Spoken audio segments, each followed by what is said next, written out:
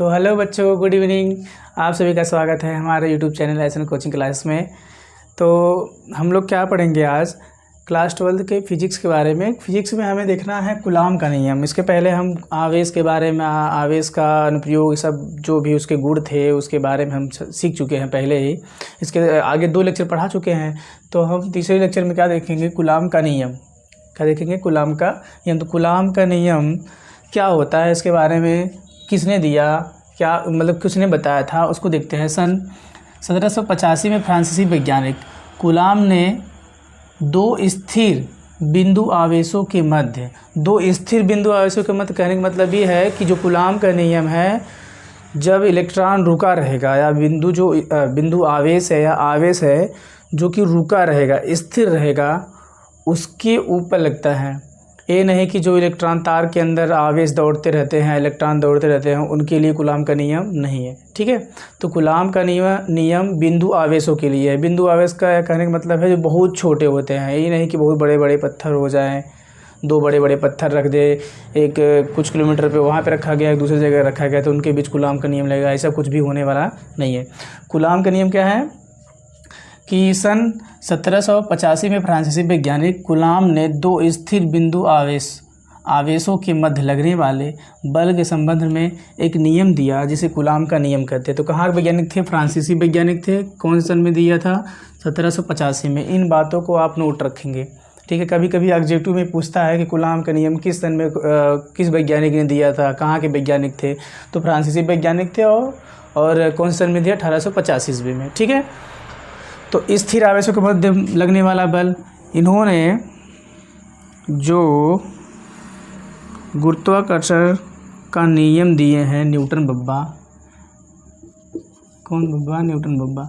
Newton ने बताया कि ब्रह्मांड के किन्हीं 2 पिंडों के बीच, मान लेते हैं m1 m2 2 द्रव्यमान है। ठीक है। तो इनके बीच की दूरी क्या है? r है। ठीक।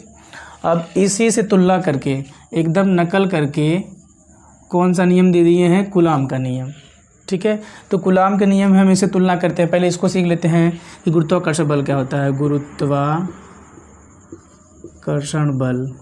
ठीक है। गुरुत्वाकर्षण बल। तो गुरुत्वाकर्षण बल में बताया गया था कि 2 पिंड हैं जिनके बीच की दूरी r है।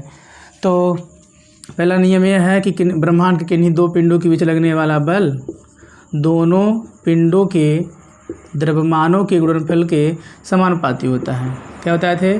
कि दोनों पिंडों के गुणनफल के समानुपाती होता है, या दोनों पिंडों के गुणनफल के परिणामी के गुणनफल के क्या होता है? समानुपाती होता है।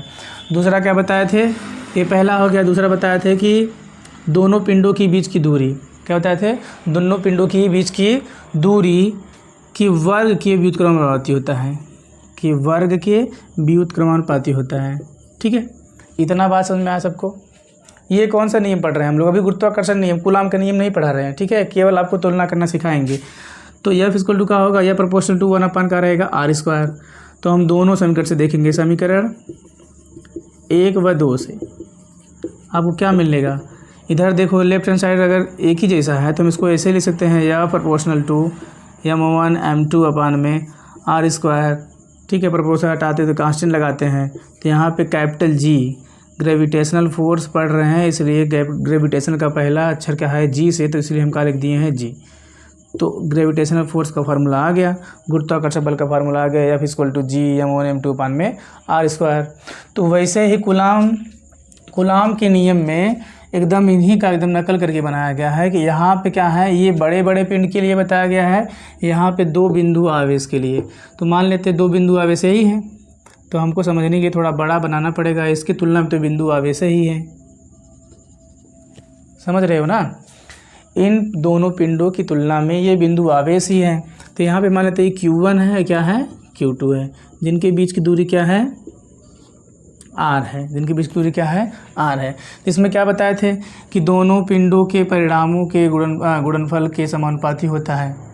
तो इस नियम के अनुसार हम क्या कहेंगे?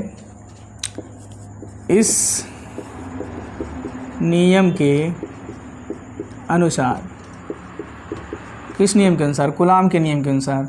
तो कूलॉम का नियम क्या कहता है कि दोनों आवेशों का परिणाम, पहला नियम क्या बताएगा? दोनों आवेशों का परिणाम का गुणनफल Q1 Q2, दोनों आवेशों का परिणाम का गुणनफल उनके बीच लगने वाले बल के समानुपाती होता है। दूसरा क्या बताया? दूसरा बताया कि इनके दोनों स्थिर आवेशों या दोनों बिंदु आवेशों के बीच की दूरी के वर्ग के व्युत्क्रमानुपाती होता है। क्या होता है? व्युत्क्रमानुपाती। ठीक है, समझ पाए इतना? फिर से एक बार देख लेते हैं कि मान लेते हैं Q1 Q2 दो बिंदु आवेश हैं जो कि स्थिर हैं। कैसे हैं? स्थिर। हम लोग स्थिर आवेशों के बारे में ही पढ़ रहे हैं। तो स्थिर हैं और जिनके बीच की दूरी क्या है? r है। इनके बीच की दूरी क्या है? r।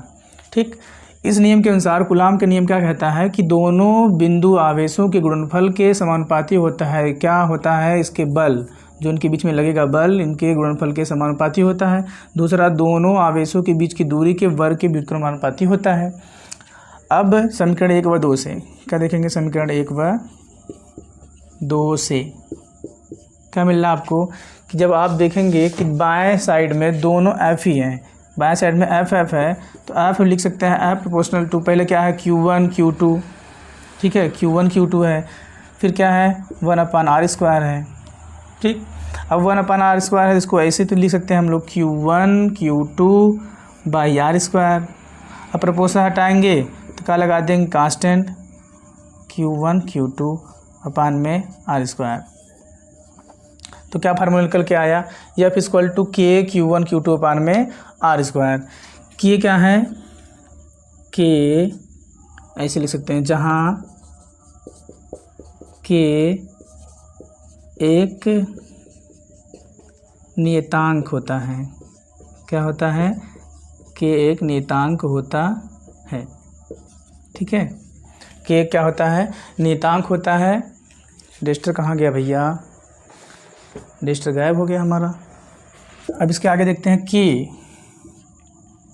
K का प्रायोगिक मान कितना होता है? 1/4π/0 = 9 × 10⁻⁹ कूलाम स्क्वायर पर न्यूटन मीटर स्क्वायर। ठीक है, ये प्रयोग से सिद्ध हुआ है कि K के स्थान पे हम क्या लिख सकते हैं? 1/4π/0 = 9 × 10⁻⁹ कूलाम पर न्यूटन मीटर स्क्वायर। तो हम इसके स्थान पे लिख सकते हैं, क्या फार्मूला मिला है? F = 1/4πε0 Q1 Q2/r²। इतना बात समझ में आया सबको? ठीक है, फिर से बात दोहरा देते हैं कि F प्रोपोर्शनल टू दोनों आवेशों का गुणनफल, फिर दोनों आवेशों के बीच की दूरी के वर्ग के व्युत्क्रमानुपाती होता है, दोनों पे लगने वाला बल। अब समीकरण 1 व 2 से हम क्या कर दिए हैं? F proportional to Q1 Q2/r², दोनों का यहाँ पे मल्टीप्लाई कर देंगे। इसका मल्टीप्लाई एक में करेंगे तो वही आने वाला है, और r का इसमें कर देंगे तो r² हो जाएगा। ठीक है, अब हमको क्या मिला? प्रोपोर्शन हटाएंगे तो कांस्टेंट लगाते हैं, तो नियतांक के रूप में हम K लगा दिए हैं। F = K Q1 Q2/r²। K क्या है? नियतांक है।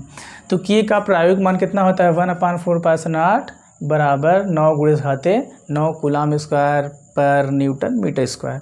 तो यहाँ पे हम K के स्थान पे क्या लिख दिए हैं? F = 1/4π/0 Q1 Q2/r²। यही क्या है? कूलाम के नियम का फार्मूला है। ठीक है, हाँ, ये नोट पॉइंट में करके लिखेंगे। नोट में ये निर्वात के लिए होता है। किसके लिए होता है? ये निर्वात है, यहाँ पे छोटा सा लिख दे रहे हैं, निर्वात या वायु में। ये निर्वात या वायु के लिए होता है।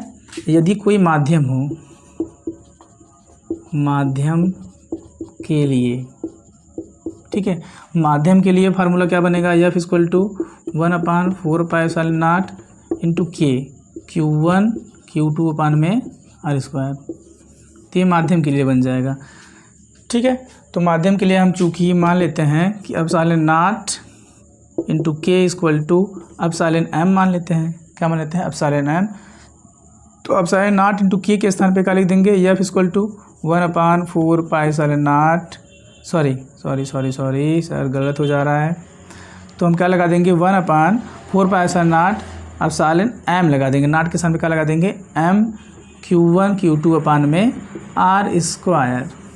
तो इस प्रकार से हम लिख सकते हैं, चाहे तो वैसे लिखो चाहे तो वैसे लिखो, कई बुकों में ऐसे दिया है, कई बुकों में ऐसे दिया है, तो इसमें कोई समस्या नहीं है। आपको बस न्यूमेरिकल्स हल करने आना चाहिए बस, ठीक है। आपको न्यूमेरिकल्स आना चाहिए, इस पर कैसे रखा जाएगा, कैसे किया जाएगा। तो इस प्रकार से हम क्या करेंगे, सीख लेंगे कूलॉम का नियम। कूलॉम के नियम के न्यूमेरिकल्स हम इसके बाद लास्ट वीडियो में बताएंगे आपको, ठीक है। दूसरा नोट क्या लिखेंगे, नोट नंबर ये फर्स्ट है। दूसरा नोट में क्या लिखेंगे कि के क्या है, के का मान, के का मान। तो हम देखते हैं कि के का मान, के का मान निर्वात या वायु के लिए 1 होता है, धातुओं के लिए अनंत होता है, अन्य सभी माध्यमों के लिए, अन्य सभी माध्यमों के लिए क्या होता है, 1 से अधिक होता है। क्या होता है, 1 से अधिक होता है। एक बात यहाँ पे छूट गया था, ये अपसाइड नॉट क्या होता है, तो जहाँ पे लिख लेना, यहाँ पे जहाँ अपसाइड नॉट निर्वात या वायु की वैद्युतशीलता क्या है, निर्वात या वायु की वैद्युतशीलता होती है, ठीक है। ये अपसाइड नॉट क्या होता है, निर्वात या वायु की वैद्युतशीलता होता है। और के का मान, के एक बीमाहीन राशि है, के क्या है, एक बीमाहीन राशि है। इसका कोई मान इसका मान होता है, कितना होता है, 9 × 9 कूलॉम स्क्वायर पर न्यूटन मीटर स्क्वायर। ये एक प्रायोगिक मान है, एक ऐसा मान है, प्रायोगिक मान है, ठीक। इतना सबको समझ में आया। तो आगे हम देखते हैं इसके मिटाने के बाद। तो आइए देखते हैं विद्युतशीलता क्या होता है, या निर्वात की विद्युतशीलता क्या होता है। किसी माध्यम का वह गुण जिसके कारण एक आवेश दूसरे आवेश को आकर्षित या प्रतिकर्षित करती है, उसे माध्यम की वैद्युतशीलता कहते हैं। उसे क्या कहेंगे, माध्यम की वैद्युतशीलता। मतलब कोई आवेश है, दूसरे आवेश पे कितना आकर्षण कर रहा है या प्रतिकर्षण कर रहा है, उसी को क्या बताते हैं, निर्वात की वैद्युतशीलता, ठीक है। वैद्युतशीलता अगर माध्यम में हो, क्या हो, माध्यम के लिए हम क्या मानते, एप्सिलॉन m मानेंगे। क्या मानेंगे, एप्सिलॉन m। और निर्वात के लिए क्या मानेंगे, निर्वात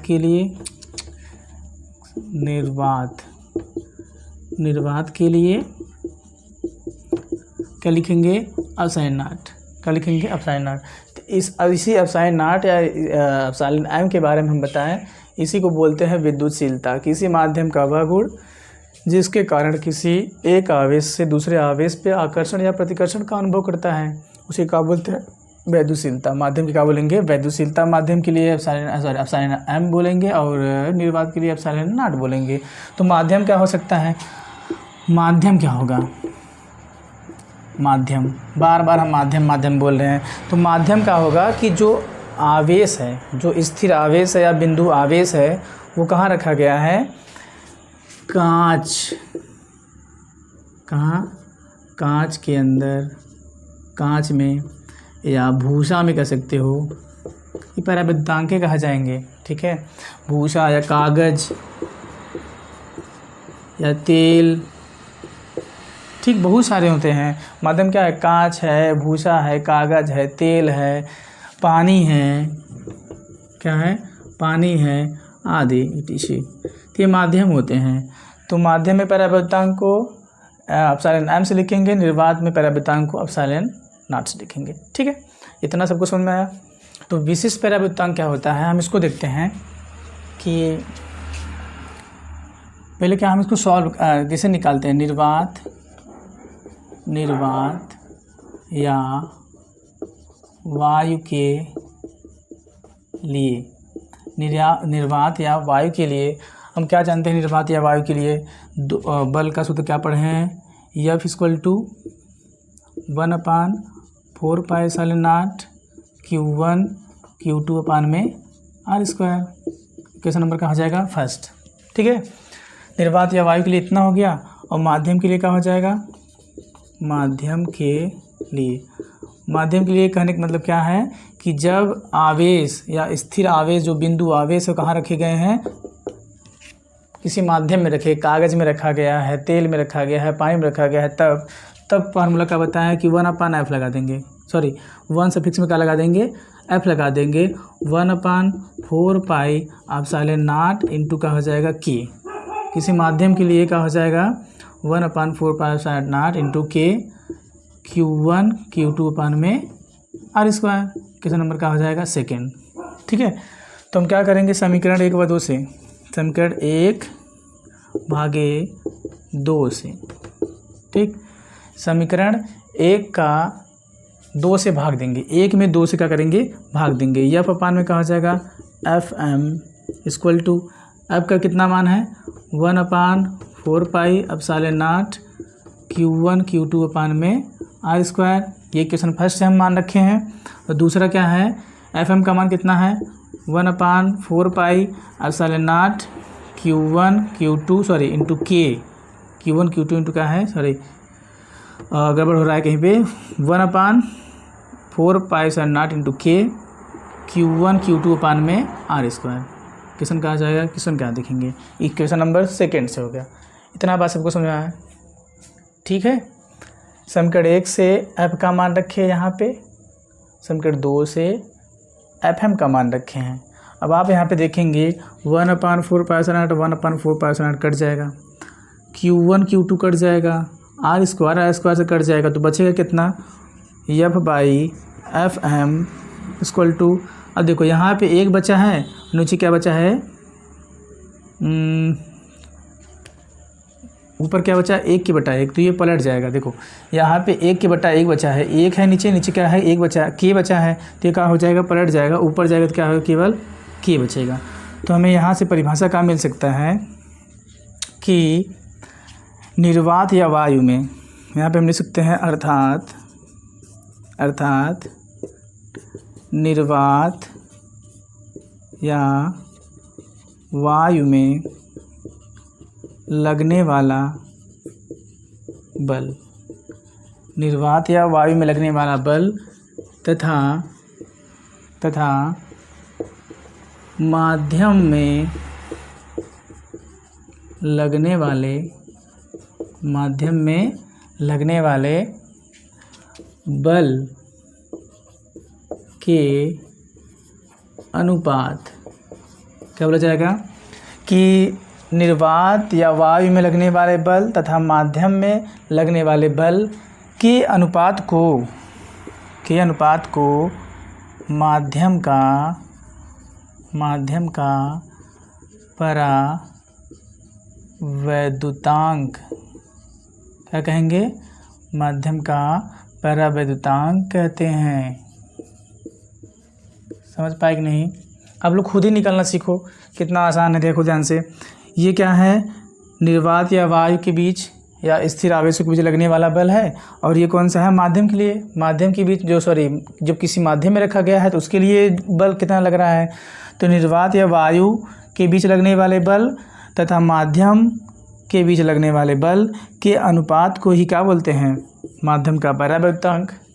या तो दूसरे तरीके से इसको भी समझ सकते हैं, यहाँ पे देखो, यहाँ पे चूँकि हम आपको बताए थे, यहाँ पे लिखेंगे चूँकि epsilon naught into k equal to क्या होता है एप्सिलॉन m, क्या होता है एप्सिलॉन m होता है। तो हम k निकालेंगे तो क्या बन जाएगा एप्सिलॉन नॉट, और ये चला आएगा सॉरी k निकालेंगे तो चला जाएगा एप्सिलॉन m अपान में एप्सिलॉन नॉट इक्वल टू क्या बचेगा k ही रहेगा, यहाँ इसको भेज दिए तो एप्सिलॉन m अपान में एप्सिलॉन नॉट बचा है। हम जानते हैं कि epsilon naught into k equal to क्या एप्सिलॉन m होगा। तो एप्सिलॉन नॉट क्या है, माध्यम की वैद्युशीलता है, क्या है माध्यम की वैद्युशीलता, माध्यम में निर्वात की वैद्युशीलता है, और एप्सिलॉन m क्या है किसी निर्वात या वायु की वैद्युशीलता है, और ये क्या है किसी माध्यम की वैद्युशीलता है, उल्टा हो जा रहा है। तो अब यहाँ से हम k निकालें तो ये क्या हो जाएगा एप्सिलॉन m अपान में एप्सिलॉन नॉट। तो यहाँ पर हम क्या बोलेंगे, माध्यम की वैद्युशीलता, किसकी वैद्युशीलता, माध्यम की वैद्युशीलता तथा निर्वात या वायु की वैद्युशीलता, माध्यम की वैद्युशीलता तथा निर्वात या वायु की वैद्युशीलता के अनुपात को क्या बोलते हैं, माध्यम का पैरावैद्युतांक कहते हैं। ठीक,